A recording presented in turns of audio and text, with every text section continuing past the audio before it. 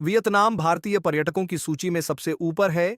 इसकी वजह है इसके लुभावने राष्ट्रीय उद्यान, चकाचौंध भरे महानगर, खूबसूरत बीच, शांत द्वीप और भारतीयों के लिए सबसे सस्ता भी है। वियतनाम दक्षिण पूर्व एशिया में सबसे ज्यादा पसंद किए जाने वाले पर्यटन स्थलों में से एक है। वियतनाम का देशी स्वादिष्ट भोजन आप बार बार खाना पसंद करेंगे।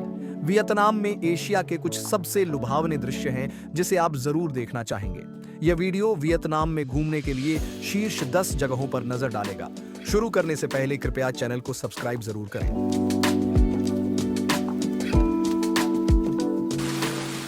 नंबर 1, हो ची मिन्ह सिटी। इतिहास और पर्यटक आकर्षणों से समृद्ध एक समकालीन महानगर है। हो ची मिन्ह सिटी वियतनाम की यात्रा शुरू करने और संस्कृति को समझने के लिए एक शानदार जगह है।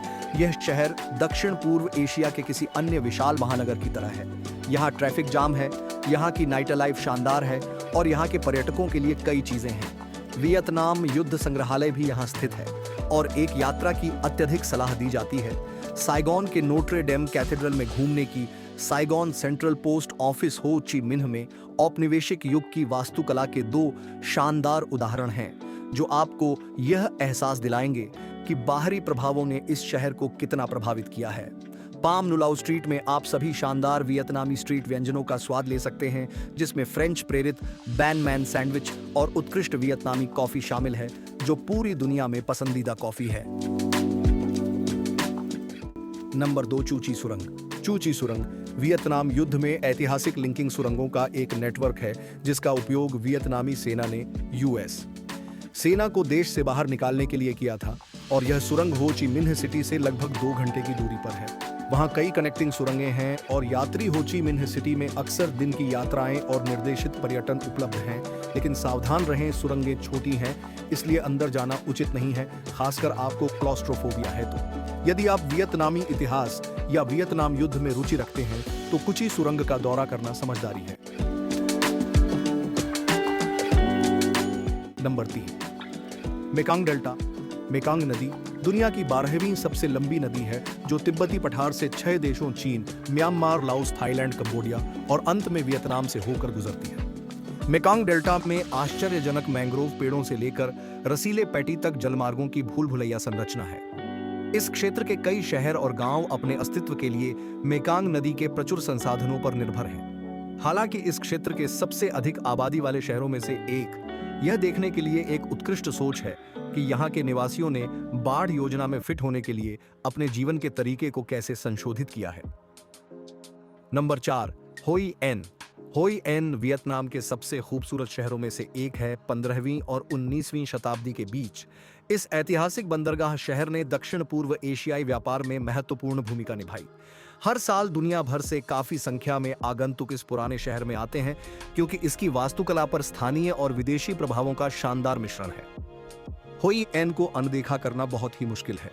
आप अपना समय ऐतिहासिक शहर की घुमावदार गलियों का दौरा करने या नदी के किनार पर आराम करने में बिता सकते हैं। जापानी पुल पर जाकर शहर के कई रेस्तरां में से एक में आराम से दोपहर का भोजन कर सकते हैं, जहां आप वियतनाम के कुछ बेहतरीन भोजन खा सकते हैं जैसे कि काओ लाओ सिग्नेचर नूडल, बॉन बोवाक, वियतनामी पकौड़ी और वियतनामी बैगुएट सैंडविच। नंबर 5, माई सन अभयारण्य। यह अभयारण्य 4वीं से 13वीं शताब्दी तक का एक दूरस्थ प्राचीन खंडहर है।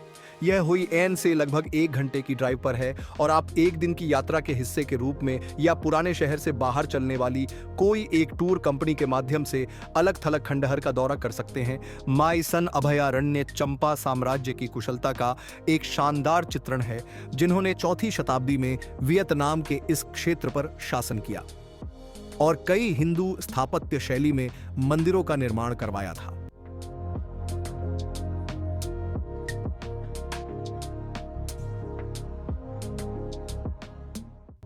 नंबर 6, फोंग ना की सोंगडुंग गुफा, जो दुनिया की सबसे बड़ी गुफा है। अगर आप वियतनाम के किसी गुफा क्षेत्र में थोड़ा रोमांच चाहते हैं तो आपको यहां अवश्य जाना चाहिए, जिसने कुछ समय में तेजी से लोकप्रियता हासिल की है। फोंग ना उन कुछ स्थानों में से एक है। वियतनाम में इस अत्यंत दूरस्थ स्थान के चारों ओर केवल बलुआ पत्थर के पहाड़ और चावल के खेत हैं। दुनिया की कुछ सबसे आश्चर्यजनक प्राकृतिक गुफाएं इन बलुआ पत्थर के पहाड़ों के नीचे सादे दृश्य में छिपी हुई हैं। कुछ लोग दावा करते हैं कि सोंगडून गुफा दुनिया की सबसे बड़ी गुफा है। यह इतनी बड़ी है कि इसकी अपनी जलवायु प्रणाली है। हालांकि एक अभियान की बुकिंग में 2 लाख से अधिक खर्च होते हैं। इसे प्राप्त करना भी महंगा है। सौभाग्य से फेंग ना कई अन्य गुफाओं का अच्छा घर है, जैसे कि शानदार पैराडाइज गुफा जो प्रभावशाली स्टैलेक्टाइट्स और रॉक संरचनाओं से भरी हुई है। नंबर 7, निनबिन। यह एक और बेहतरीन गंतव्य है जिसके बारे में आपने अभी तक नहीं सुना होगा। निनबिन एक छोटा सा शहर जो हनोई से केवल 1 घंटे की दूरी पर है। शहर अपने आप में कुछ भी नहीं है, फिर भी निनबिन एक यात्रा के लायक है क्योंकि आप शहर के आसपास के क्षेत्र में सभी खूबसूरत वातावरण का पता लगा सकते हैं।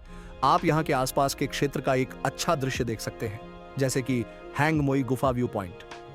आपको इस व्यू पॉइंट तक पहुंचने के लिए 500 पत्थरों की सीढ़ियां चढ़नी होंगी, जहां आप चावल के खेतों से घिरे शानदार चूना पत्थर के पहाड़ों और उनके बीच से बहती तमकोक नदी को देख सकते हैं।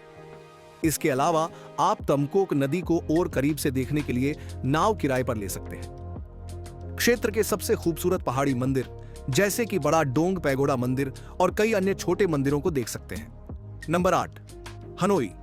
हनोई का मुंह में पानी लाने वाली स्ट्रीट भोजन का स्वाद सबसे आश्चर्यजनक चीजों में से एक है। मोटर बाइक हनोई की सड़कों और वियतनाम की जीवंत राजधानी के बीच से गुजरती हैं। शहर का सबसे पुराना बौद्ध मंदिर शाम के समय सैर करने के लिए एक और बेहतरीन जगह है। हनोई वियतनाम का शीर्ष पर्यटक आकर्षणों में से एक है, जहां आप शानदार राष्ट्रपति महल और हो ची मिन्ह मकबरे को देख सकते हैं। अगर आप वियतनामी लोगों की जीवंत शहर और युवा ऊर्जा का अनुभव करना चाहते हैं तो यह वियतनाम में सबसे अच्छी जगह है। Number 9, Halong Bay. जब आप हालोंग बे के चारों ओर नौकायन करते हैं और अलग अलग समुद्र तटों और गांवों पर रुकते हैं तो आप खुद को पानी में फैले सैकड़ों बलुआ पत्थर के पहाड़ों के इस रमणीय वातावरण में पाते हैं। वियतनाम में घूमने के लिए और भी अन्य पर्यटक स्थल है। नंबर 10, सापा। सापा वियतनाम की सबसे सुंदर जगहों में से एक है। आप ठंडी हवा में आश्चर्यजनक पहाड़ों और पहाड़ियों के बीच चावल की छतों के साथ क्षेत्र के चारों ओर घूम सकते हैं। ब्लैक हमोंग अल्पसंख्यक भी सापा को अपना घर कहते हैं और जैसे ही आपकी बस इस शहर में आती है तो आप महसूस कर सकते हैं कि आप भीड़ से घिरे हुए हैं। सापा में आपको सामान बेचने की कोशिश करने वाले व्यक्तियों की संख्या बहुत है, क्योंकि यह आगंतुकों के घूमने फिरने और हमांग अल्पसंख्यकों के लिए पैसे कमाने का एक लोकप्रिय स्थान है।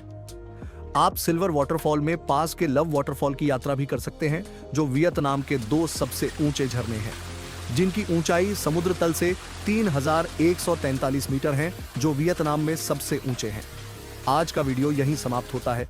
देखने के लिए दिल से धन्यवाद और मिलते हैं किसी अगली यात्रा पर।